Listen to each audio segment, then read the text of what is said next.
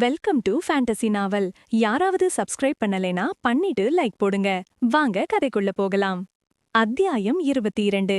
அகிலாவின் பிரச்சனை.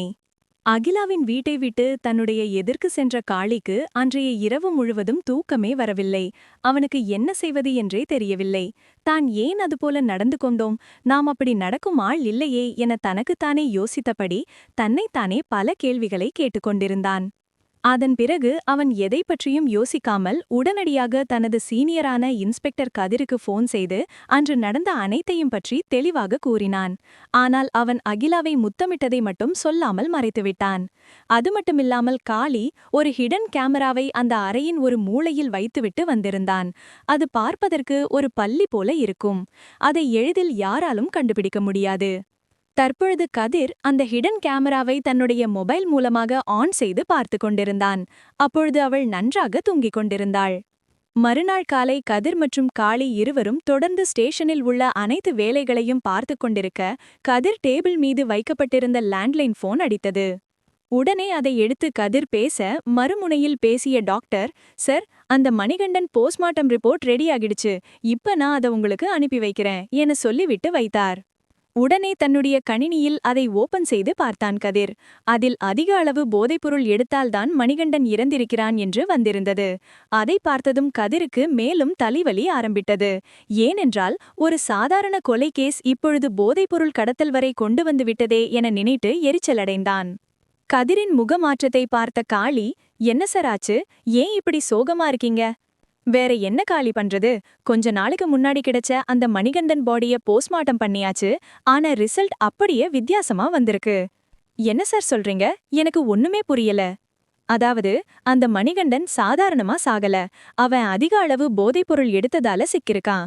என்னது, போதைப்பொருளா என ஆச்சரியத்தில் காளி வாயை பிளந்தபடி கேட்க, அதற்கு கதிர் ஆமாம் என தலையை மட்டும் ஆட்டியபடி தனக்கு இமெயிலில் வந்த ரிப்போர்ட்டை காட்டினான். அதை மீண்டும் ஒருமுறை படித்து பார்த்த காளிக்கு தலை சுற்றியது. அட, என்னடா இது, கிணறு தோண்ட பூதம் வந்த கதையா, நாம ஒன்ன நினைச்சிட்டு தேடுனா அது வேற எங்கேயோ கொண்டு போய் விடுது என புலம்பியபடி நின்றான். அதே நேரத்தில் அகிலா தனக்கு தெரிந்த ஒரு மருத்துவரை சந்திக்க அவருடைய வீட்டிற்கு சென்றிருந்தாள். வா அகிலா, எப்படி இருக்க, என்ன திடீர்னு இந்த பக்கம் என கேட்க, அதற்கு அகிலா, இவ்வளவு நாள் நல்லாதான் இருந்தேன் டாக்டர், ஆனா இப்ப திரும்பவும் பழைய மாதிரி ஆரம்பிக்குது, அதான் என்ன பண்றதுன்னு தெரியல. சரி சரி, இதுக்காக கவலைப்படாதே, இவ்வளவு நாள் அந்த பிரச்சனை இல்லாம நீ ஹாப்பியா தானே இருந்த, அதனால போக போக அது சரியாகிவிடும். முன்ன இருந்ததை விட இப்ப கொஞ்சம் நல்லா இருக்கு. சோ எதை பத்தியும் கவலைப்படாம உன்னோட லைஃப பாரு. நீங்க சொல்றது சரிதான் டாக்டர், முன்ன இருந்ததை விட இப்ப கொஞ்சம் நல்லா இருக்கு. ஆனாலும் உள்ளுக்குள்ள பயமாயிருக்கு. அதனாலதான் உங்களை வந்து பாத்துட்டு போகலாம்னு வந்தேன். பயப்படாதே அகிலா, உனக்கு இருக்கிறது ஒன்னும் அவ்வளவு பெரிய பிரச்சனை இல்ல. அது ஒரு சாதாரண ஹார்மோன் ப்ராப்ளம் தான். எல்லா பெண்ணுக்கும் ஆண் மேலே ஈர்ப்பு வரும். அதே மாதிரி எல்லா ஆண்களுக்கும் ஒரு அழகான பெண்ணை பார்க்கும்போது ஈர்ப்பு வருவது சகஜம்தான். ஆனால் உனக்கு மட்டும் அது கொஞ்சம் அதிகமா இருக்கு. அதனால மத்தவங்கள மாதிரி உன்னால சீக்கிரமா உன்னோட உணர்ச்சிகளை கட்டுப்படுத்த முடியாது. மத்தபடி உனக்கு எந்த பிரச்சனையும் இல்லை. நீ எதை பத்தியும் கவலைப்படாம உன் ஹஸ்பண்ட் கூட நேரம் கிடைக்கும் பொழுதெல்லாம் சந்தோஷமா இருந்தாலே போதும் என சொல்லவும் அதற்கு ஒன்றும் சொல்ல முடியாமல் அமைதியாக இருந்தாள் அகிலா. அகிலா தற்பொழுது தனிமையில் இருக்கிறாள். கூட அவளுடைய கணவன் இல்லை என டாக்டரிடம் சொல்லும் அளவிற்கு அவளுக்கு தைரியமில்லை. அவள் தன்னை பற்றிய ரகசியங்கள் அனைத்தையும் மறைத்து ஒரு சாதாரண குடும்ப பெண் போல தன்னை காட்டிக் கொண்டிருக்கிறாள். தன்னுடைய கணவன் வெளியூரில் வேலை செய்வதாகவும் அவ்வப்போது வந்து தன்னுடன் இருந்துவிட்டு மீண்டும் சென்று விடுவதாகவும், அதனால் தனிமை அவளை வாட்டுவதால் ஆண்கள் மீது அதிக மோகம் ஏற்படுகிறது என டாக்டரிடம் கூறி அதனை கட்டுப்படுத்துவதற்கான சிகிச்சைகளை எடுத்துக்கொண்டிருக்கிறாள். இதுபோல ஒரு பிரச்சனைக்காக மருத்துவரை சந்திப்பது வெளியில் தெரிந்தால் தன்னை பற்றி மற்றவர்கள் தவறாக நினைப்பார்கள் என நினைத்து அவள் யாருக்கும் தெரியாமல் வந்து செல்வதை வழக்கமாக வைத்திருந்தாள். டாக்டரை சந்தித்துவிட்டு மீண்டும் யாருக்கும் தெரியாமல் தன்னுடைய வீட்டிற்கு சென்று கொண்டிருந்தாள் அகிலா. ஆனால் அவளை நீண்ட நேரமாக ஒருவன் பின்தொடர்கிறான் என்பது அவளுக்கு தெரியவில்லை. காளியின் நண்பன் ஒருவன் டிடெக்டிவ் ஏஜென்சி வைத்திருப்பதால் அவன் மூலமாக அகிலாவை கண்காணிக்க சொல்லியிருந்தான். அவன் போலீஸ் ஸ்டேஷனில் உள்ள தன்னுடைய வேலைகளை கவனித்துக் கொண்டிருந்ததால் எல்லா நேரமும் அகிலாவை கண்காணிக்க முடியாது என நினைத்து இத்தகைய ஏற்பாட்டை செய்திருந்தான்.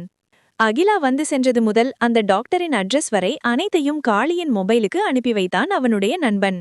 தன்னுடைய நண்பன் கூறியதை கேட்ட காளிக்கு சற்று குழப்பமாக இருந்தது. இப்ப எதுக்காக இந்த பொண்ணு டாக்டர் போய் பார்க்கணும்? ஒருவேளை இந்த பொண்ணு மாசமா இருக்குமோ? நாம நேத்து வெறும் முத்தம் மட்டும் தானே கொடுத்தோம். அதுக்கு எப்படி மாசமாக முடியும்? அதுவும் ஒரே நாள்ல என யோசித்தவன் தன்னைத்தானே திட்டியபடி தலையில் அடித்துக் கொண்டான். இவ பண்றத பார்த்தா வேற யார் கூடயோ கனெக்ஷன்ல இருக்கா போல. அதனால தான் இப்ப டாக்டர் வந்து பார்த்துட்டு போறான்னு நினைக்கிறேன். சரி எதுவா இருந்தாலும் என்ன, நேர்ல போய் செக் பண்ணிக்கலாம் என நினைத்தபடி நேராக அவன் அந்த டாக்டரை சந்திக்க சென்றான். டாக்டரின் வீட்டிற்கு சென்று காலிங் பெல்லை அழுத்தியபடி சற்று நேரம் காத்திருந்தான். அப்பொழுது நடுத்தர வயது மதிக்கத்தக்க ஒரு பெண் வந்து கதவை திறந்தாள். ஹலோ மேடம், டாக்டர் ஷர்மி இருக்காங்களா என காளி கேட்கவும் அதற்கு அந்த பெண், சார் சொல்லுங்க சார், நான் தான் டாக்டர் ஷர்மி. மேம், உங்ககிட்ட ஒரு கேஸ் பத்தி விசாரிக்கணும், கொஞ்சம் உள்ள போய் பேசலாமா என காளி கேட்கவும் அந்த டாக்டருக்கு ஒன்றுமே புரியவில்லை. உள்ளுக்குள் பயம் ஏற்பட ஆரம்பித்தது. தான் எந்த தவறும் செய்யவில்லையே, அப்புறம் எதற்காக நம்மை தேடி போலீஸ் வந்திருக்கிறது என நினைத்து அவள் பயப்பட ஆரம்பித்தாள்.